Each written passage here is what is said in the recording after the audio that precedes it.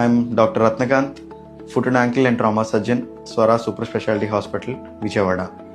చాలామంది మన బెడ్ మీద నుంచి లేచి కాలు కింద పెట్టినప్పుడు చాలా నొప్పి వచ్చేస్తుందండి, లేదా 1 గంట 2 గంటలు కూర్చొని మనం పాదం కింద పెట్టి నడిచేటప్పుడు ఇనీషియల్ ఫ్యూ స్టెప్స్ మాకు నొప్పి వచ్చేస్తుందండి అంటూ ఉంటారు.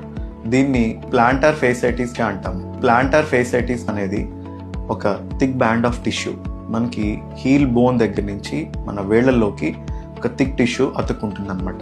సో యూజువల్గా మనం రాత్రి పడుకున్నప్పుడు అది ముడుచుకొని ఉంటుంది, మనం లేచి పాదం కింద పెట్టినప్పుడు అది స్ట్రెచ్ అవుతుంది. అయితే ఈ ప్లాంటార్ ఫేసైటిస్ అనేది ఎవరిలో వస్తుంది, ఎందుకు వస్తుంది?